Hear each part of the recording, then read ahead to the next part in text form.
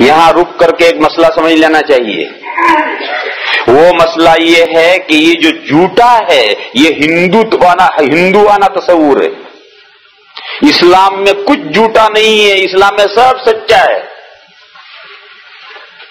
یہ جو جھوٹے کا تصور ہے، پینے کے بعد جو بچا ہے کہ جھوٹا پانی، کھانے کے بعد جو بچا ہے کہ جھوٹا کھانا، یہ جھوٹے کا تصور، یہ ہندوانہ تصور ہے.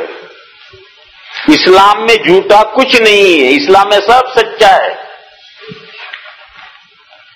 اور چونکہ ہم ہندوؤں کے ساتھ رہتے ہیں اس لیے ان کا وہ جھوٹا لفظ ہمارے یہاں آ گیا ہے، ہمارے محاورات میں آ گیا ہے. ہندوؤں کے جھوٹے کا تصور ہے اور اسی وجہ سے دو ہندو ساتھ نہیں کھائیں گے. یہ الگ پتے پر کھائے گا، وہ الگ پتے پر کھائے گا، وہ الگ پتے پر کھائے گا، وہ الگ پتے پر کھائے گا. ان کے یہاں وہ جھوٹے کا تصور ہے. تو اس لیے میرے بھائیوں سمجھ لو اسے اچھی طرح سے، اسلام میں جھوٹے کا کوئی تصور نہیں ہے. اسلام میں جو بچا ہوا ہے اس کے لیے حدیثوں میں جو لفظ آیا ہے وہ لفظ آیا ہے سور. سور کے معنی بقیہ، بچا ہوا. گلاس میں جو بچ گیا وہ سور ہے، یعنی بچا ہوا. کھانے میں جو بچ گیا وہ سور ہے، بچا ہوا. اور یہ ایک جو لوگوں میں مشہور ہے کہ سور المؤمن شفاء، مسلمان کا بچا ہوا شفا ہے. سور المؤمن مانے مسلمان کا بچا ہوا. مسلمان نے کھایا اس میں سے بچ گیا، مسلمان نے پیا اس میں سے بچ گیا، یہ کھانے پینے سے بچا ہوا یہ شفا ہے. یہ جو مسلمانوں میں مشہور ہے اس کی بھی اسلام میں کوئی اصلیت نہیں. اسے بھی سمجھ لو، اس کی بھی اسلام میں کوئی اصلیت نہیں ہے، بلکہ بہت سے لوگ اسے حدیث کے طور پر بیان کرتے ہیں سور المؤمن شفاء، لیکن حدیث کی کتابوں میں اس کی صراحت ہے کہ یہ کوئی حدیث نہیں.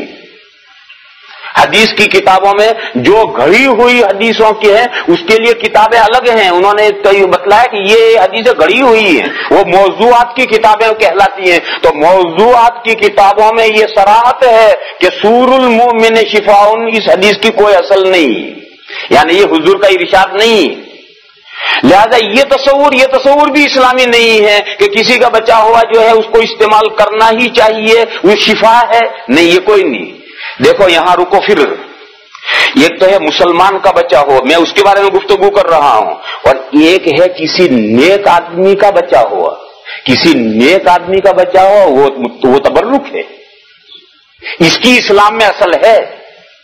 کسی نیک آدمی کا کھانے سے بچا ہوا، پینے کے بعد بچا ہوا، یہ تبرک اس کی اسلام میں اصل ہے. کیا اس کی اصل ہے؟ حضور اکرم صلی اللہ تعالی علیہ وسلم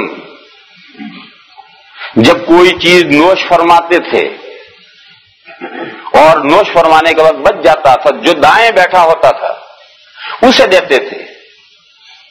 پھر وہ پی کر کے اس کے بعد والے کو دے گا، پھر اس کے بعد والے کو، پھر ادھر سے بائیں ہاتھ والے کو نہیں دیا جائے گا. یہ اسلامی طریقہ ہے کہ میر مجلس جب کوئی چیز پیے گا اور بچی ہوئی دے گا تو اپنے دائیں ہاتھ والے کو دے گا. الایمن فالایمن، یہ حدیث ہے کہ دائیں کو دو، پھر وہ اپنے دائیں کو، پھر وہ اپنے دائیں کو. یہ طریقہ اسلامی ہے.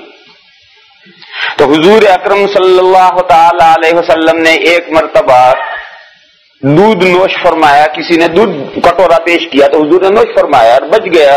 تو ادھر دائیں طرف ابن عباس بیٹھے ہیں جو لڑکے ہیں، کتنے ہیں، کوئی بچہ بھی یعنی ہے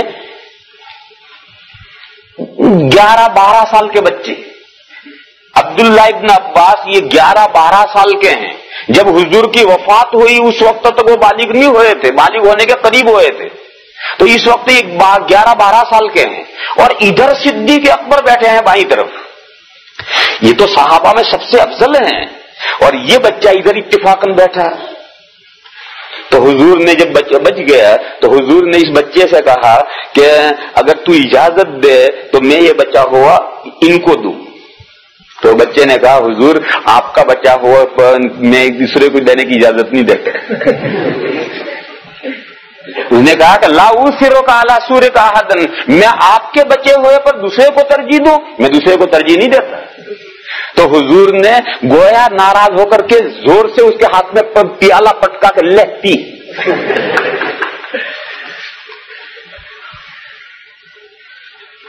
ایک حدیث ایک مرتبہ ایسا ہوا، گھر میں حضور تشریف فرما ہیں اور گھر کی خاندان کی اور گھر کی عورتیں جمع ہیں.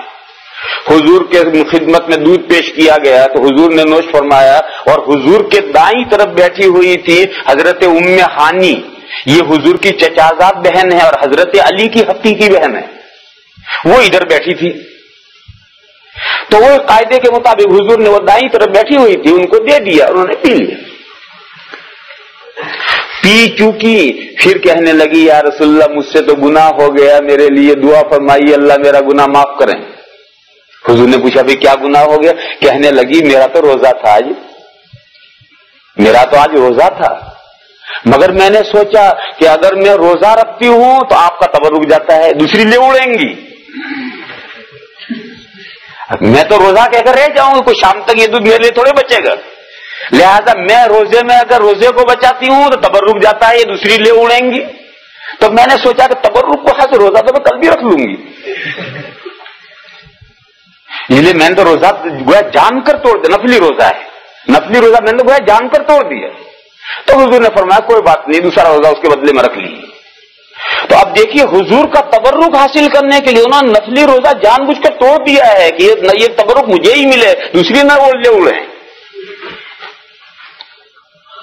تو غرض اس کی تو شریعت میں اصل ہے، کسی نیک آدمی کا بچا ہوا کھانا یا پانی بچا ہوا ہو تو یہ تبرک ہے، شفانی برکت تبرک، اس کی تو اسلام میں اصل ہے.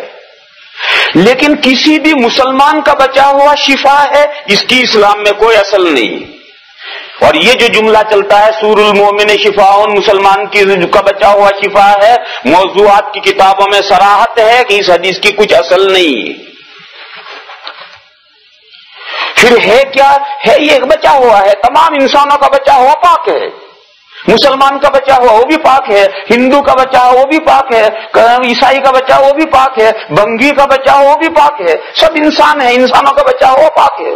اگر کوئی ناپاکی اس میں نہیں پڑی ہے تو ہر انسان کا بچا ہوا پاک ہے، اسے استعمال کر سکتے ہو، بس اتنی ہی بات ہے.